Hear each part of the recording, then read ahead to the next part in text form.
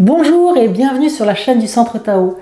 Je suis Isabelle Zovzak, thérapeute et formatrice en médecine traditionnelle chinoise. Et sur cette chaîne, je vous apprends à savoir comprendre certains signes de votre corps, à déceler des signes qui montrent qu'il y a un déséquilibre énergétique, de manière à ce que vous puissiez aller voir un thérapeute en médecine chinoise pour vous rééquilibrer avant que ça ne vienne à un problème de santé ou à une maladie. Aujourd'hui, on va voir justement quelles sont les maladies que peut traiter la médecine traditionnelle chinoise. Alors, je vais le dire de mon côté professionnel, de mon expérience, mais de celle de tous mes confrères et de toutes mes consoeurs. Et puis, on verra ce qu'officiellement les institutions en disent.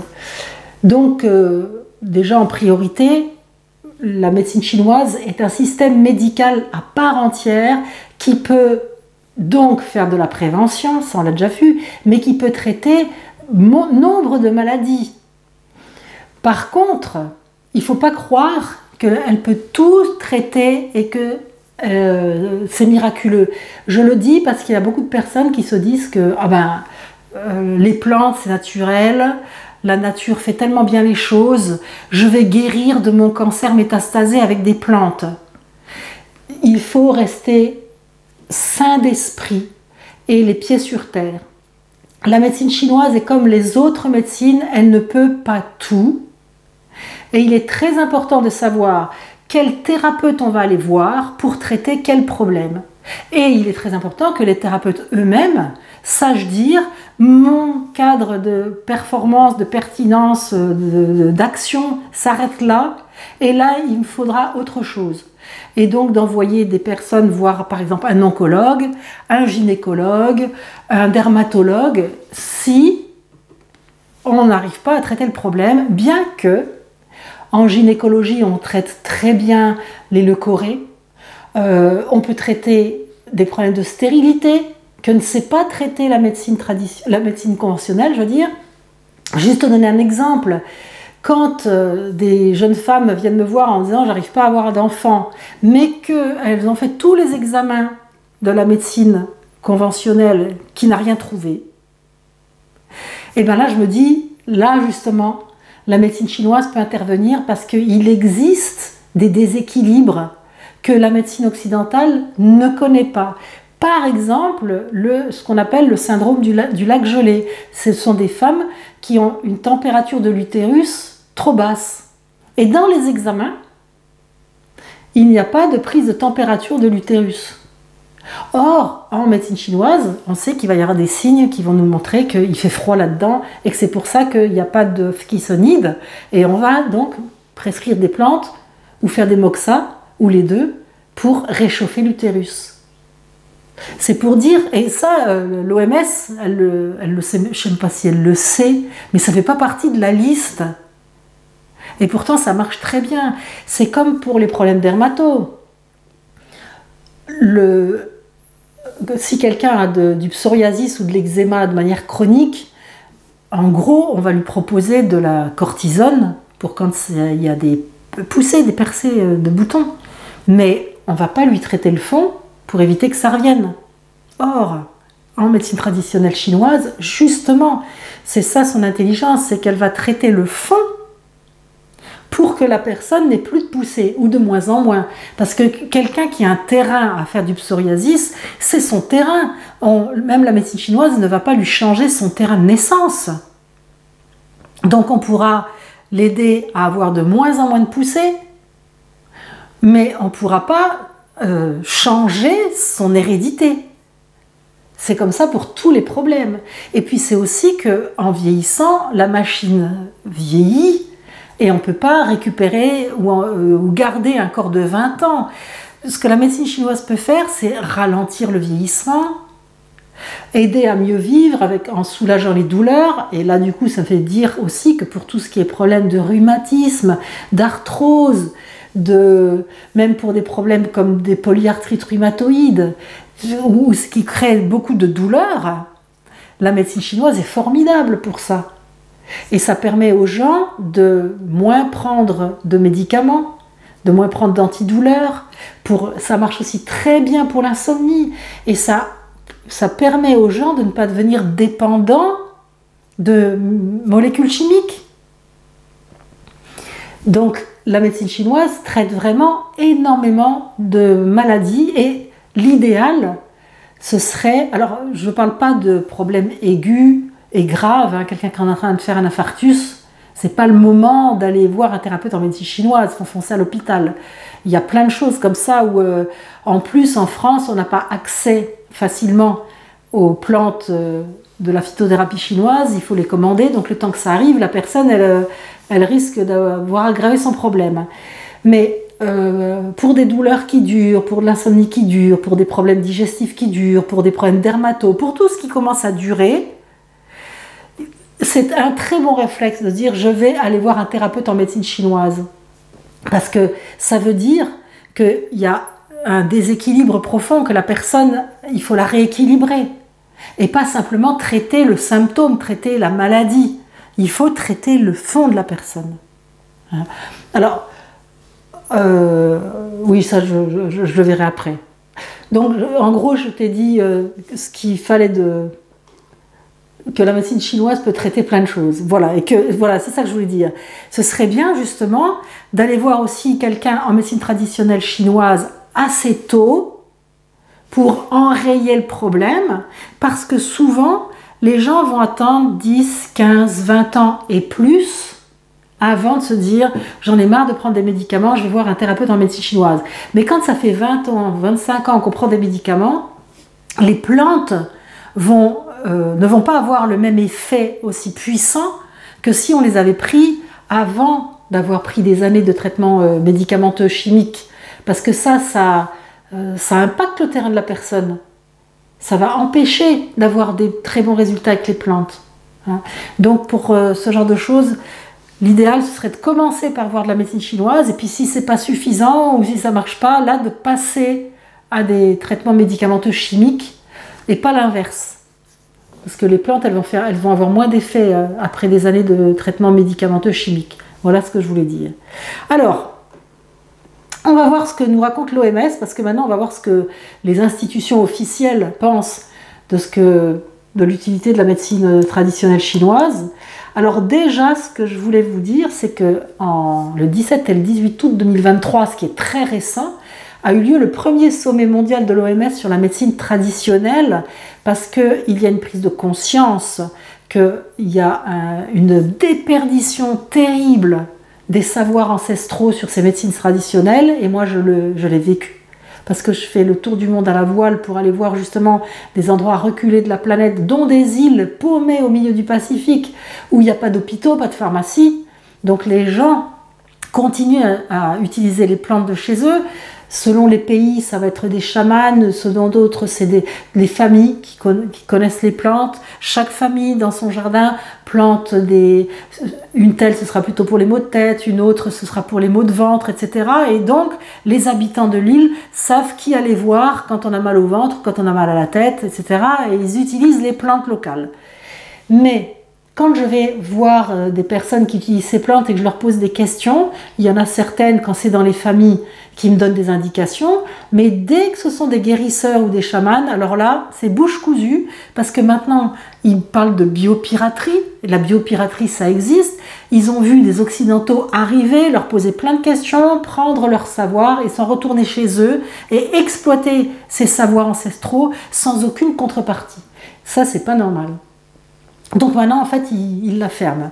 Mais il faut sauver tous ces savoirs-là, parce que, comme c'est noté là, environ 40% des produits pharmaceutiques aujourd'hui sont à base désormais de produits naturels. Et puis l'aspirine, l'artémisine, et puis il y en a plein, notamment les traitements contre le cancer de l'enfant, c'est à base de produits naturels. Et c'est toute cette science, cette sagesse depuis des millénaires qu'il faut sauvegarder, et je pense qu'il est archi temps de créer un centre comme ça et de travailler avec toutes les médecines, toutes les ressources possibles. Hein. Donc, je dis bravo. Et en mars 2022, ils ont créé le Centre mondial OMS pour la médecine traditionnelle, justement pour mobiliser la sagesse ancienne et réunir avec la science moderne, évidemment, et progresser. C'est avec l'Inde, hein. C'est l'Inde qui impulse cette méthode, mais je les comprends. Ils sont tellement nombreux, il faut traiter tellement de gens. Hein. L'acupuncture en Chine, elle a pris de l'essor quand Mao a vu qu'il n'y avait pas de médecins dans les campagnes et qu'il fallait bien traiter les gens, qu'il n'y avait pas de médicaments, etc. Alors l'acupuncture, elle était facile d'accès et il pouvait y en avoir partout, donc même dans les familles. Donc il a redéveloppé l'acupuncture dans la Chine pour aider les gens à être soignés. C'est ça qui est important. C'est pas une lutte, une bagarre, des luttes intestines entre les différentes médecines qui feront avancer l'humanité. C'est ça qui la fera avancer. La santé du bien-être des populations et de la planète. Moi, je crois en l'évolution de l'humanité. Et ça, c'est le genre de choses qui montrent que l'humanité progresse. Ça ne veut pas dire qu'elle est parfaite et que tout va pour le mieux dans le meilleur des mondes possible. C'est pas vrai. Elle progresse en dents de scie. Il y a du mieux, il y a du moins bien. Mais ça montre que ça va mieux. Hein. Il faut son temps. Alors, j'ai mis la liste des maladies que l'OMS reconnaît être soignables par l'acupuncture. Et ça date de 79. Alors c'est ça que je trouve dommage, c'est qu'elle parle de l'efficacité de l'acupuncture, mais alors des plantes, elle n'en parle pas. Alors que l'acupuncture peut traiter plein de choses, hein, et se suffire à elle-même pour pas mal de choses. Mais quelqu'un qui fait une grosse anémie, je parle en langage occidental, hein, qui est déshydraté, qui fait une grosse anémie, qui n'arrive plus à digérer, qui maigrit, c'est pas l'acupuncture qui va la retaper. Il faudra des plantes et une alimentation adaptée. Donc, pharmacopée, diétothérapie. Hein. Et il y a plein de maladies qu'on peut traiter comme ça. Et j'en parlais, je parlais du psoriasis. Là aussi, il faut voir avec des plantes, puis avec une diétothérapie. Il y a des aliments qui sont complètement déconseillés pour quelqu'un qui a du pso. Et d'autres qui sont vraiment conseillés.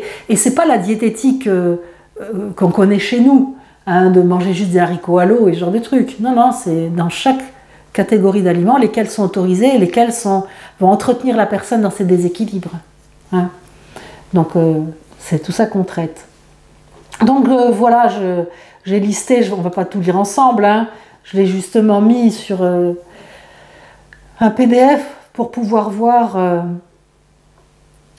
pour gagner du temps. Mais alors, je jette quand même un coup d'œil, je vois ptose gastrique, là.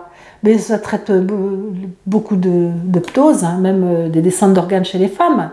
Mais par exemple, alors il y a des plantes qui réussissent à remonter l'énergie puis à faire remonter vers le haut, qui traitent extrêmement bien, mais à côté de ça, moi quand je traite une femme qui a une descente d'organes, je lui dis, il faut absolument muscler votre périnée. Hein, les plantes ne font pas tout.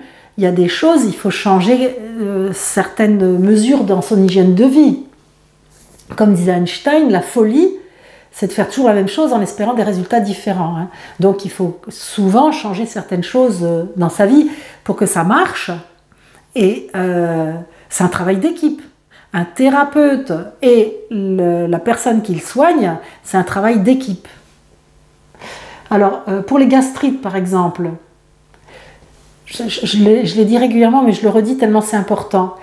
En médecine conventionnelle, gastrite, le médecin il va dire tac, tel médicament. En médecine chinoise, gastrite, pour quel problème? Donc, est-ce que la personne, par exemple, elle a envie de boire froid et qui fait chaud dans son estomac? Est-ce qu'elle a plutôt envie de boire chaud, ce qui montre qu'il fait froid dans son estomac? Est-ce que quand elle a faim, elle mange 2 bouchées, elle a l'impression d'être blindée jusque-là, ce qui montre qu'il y a une sécheresse de la muqueuse de son estomac qui ne peut plus s'étendre? Et il y a d'autres raisons. Est-ce qu'elle a tellement de mal à digérer parce qu'elle n'a plus d'énergie digestive, donc son estomac met des heures à digérer, donc il y a des sucs gastriques qui traînent pendant des heures dans son estomac et ça lui donne de l'acidité, par exemple? Et bien chaque fois ce sont des cas différents, la source est différente, la source du problème est différente, mais la maladie, le symptôme est le même, mal à l'estomac, gastrite chronique. Mais on ne va pas du tout donner le même traitement à une personne qui a une chaleur de l'estomac, du froid dans l'estomac, de la sécheresse de l'estomac, de la muqueuse de l'estomac, du de yin, ou alors de la stagnation d'aliments dans l'estomac. C'est ça qu'on appelle en médecine chinoise, on remonte à la source pour régler le problème, et pas simplement le problème. Et quand on parle de remonter à la source, ça n'a rien d'ésotérique. En Occident, on a tendance à penser que tout est émotionnel. Et que donc, si on a eu un instituteur qui nous a... qui pendant une année de scolarité nous a, je sais pas moi, engueulé, et puis on avait peur d'aller à l'école, et ça nous a coincé la digestion, ce qui est vrai. Mais même si c'est le cas, hein, un instituteur qui nous a engueulé toute l'année, qui nous a bloqué la digestion, et que donc 30 ans plus tard, on a une gastrite, et qu'on va aller voir un psy pour essayer de évacuer cette image-là, mais ça ne marchera pas. Ou alors il faudra non, ça ne marchera pas, enfin moi j'y crois pas. Et pourtant je sais quel est l'impact, quelle est la relation corps-esprit. Mais quand la muqueuse de l'estomac elle est déglinguée, il faut soigner la muqueuse de l'estomac. Faut pas aller méditer avec un bâton d'encens, c'est putain. Je dis pas qu'il faut pas méditer, je dis qu'il faut soigner le corps. En médecine chinoise, on soigne le corps. Et la source du problème, c'est il fait chaud, il fait froid, il y a de la sécheresse, il y a de la stagnation d'aliments, c'est ça la source du problème. Et après, au niveau émotionnel, on verra s'il reste quelque chose. Mais on va soigner le corps de la personne. C'est des choses que je tiens à remettre en place parce que sinon, après, la médecine chinoise, elle passe pour un truc débile, de charlatans qui vont... C'est fatigant de voir que ce manque de connaissances, cette ignorance peut amener des gens à raconter n'importe quoi sur une médecine extraordinaire. L'OMS se penche sur toutes les médecines traditionnelles et on va rassembler tous ces savoirs et on va les inclure dans le suivi médical de toute la population humaine. Et moi je dis bravo. Mais en tout cas ça existe déjà et je fais cette chaîne aussi pour faire connaître cette médecine et faire connaître sa pertinence, sa profondeur, tout ce système médical génial. Bon, il y a encore des... Je vois qu'il y a encore des... Alors oui, pour tout ce qui est syndrome épaule-main, les névralgies du trijumeau. J'ai soigné une jeune femme, ça faisait 3 mois qu'elle avait mal, c'était intenable, les antidouleurs n'arrivaient même quasiment pas à la soigner. Puis elle se disait, je ne vais pas rester comme ça toute ma vie. Hein. 2 séances d'acupuncture et 2 semaines de plantes. C'était terminé. Il y a des trucs, ça marche vraiment très très bien. Mais bon, moi j'utilise acupuncture et plantes. Hein. Enfin voilà tout ce que ça peut soigner officiellement depuis 79. Mais on va voir tout ce que ça sera reconnu de manière officielle. Tous ceux qui pratiquent la médecine chinoise ou qui l'utilisent savent pertinemment tout ce que la médecine chinoise peut traiter. Ou pas. Il y a des choses, non, on n'y arrive pas. Moi, il y a des gens régulièrement, je dis à ce moment-là, moi je ne peux pas pour vous, je ne peux pas. Hein, ou des plantes qui... je prends des exemples, des personnes qui ont des gros fibromes, des femmes qui ont des gros fibromes. Mais je dis, mais les plantes qui existent pour, en gros, mettre un coup de calgon dans la tuyauterie, hein, pour débarrasser, casser des fibromes, des stases, etc., ben, ça existe. Mais c'est extrêmement drastique. Donc si on les utilise pour traiter des petits fibromes, des débuts, des petits kystes, des machins comme ça, et puis surtout traiter aussi le corps, notamment l'énergie digestive, l'énergie de la rate, pour que ça arrête de fabriquer des produits pathogènes, je veux dire, et puis rétablir une meilleure circulation dans l'organisme pour qu'il arrête de fabriquer des produits pathogènes, ok, mais les plantes pour casser un fibrome, c'est tellement drastique que la personne aura le système digestif déglingué avant d'avoir plus de fibrome. Si c'est un gros, si c'est un petit, c'est pour ça que tout à l'heure je disais il vaut mieux aller voir au début des problèmes de la médecine chinoise, un thérapeute en médecine chinoise, plutôt que d'attendre des années. Après on ne peut plus. Ou alors on détruit le système digestif de la personne avec des plantes trop difficiles à digérer qui auraient eu un très bon effet des années avant. Hein, enfin voilà. J'ai dit tout ce que j'avais à dire, je crois. De toute façon, si vous avez des questions, vous pouvez les poser en dessous de la vidéo ou m'écrire hein, sur ces adresses-là. Regardez dans vos spams si vous ne voyez pas arriver ma réponse. Le mieux, c'est de rentrer mon adresse mail dans vos contacts pour être sûr de recevoir la réponse. Ensuite, vous pouvez aller voir sur mon site centretao.com, notamment dans la boutique et dans les formations. pour voir ce que je peux proposer, bon, de payant, c'est normal, hein, mais aussi de gratuit, des conférences gratuites, des tests à faire qui sont gratuits pour montrer quelles sont les énergies à rééquilibrer, etc. Vous pouvez aller voir là.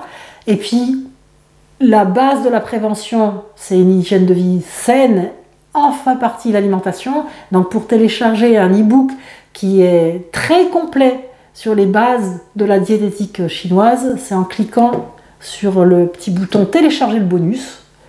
Et puis on se voit la prochaine fois pour voir d'autres choses et avoir des recettes, des trucs magiques. On continue tout ça.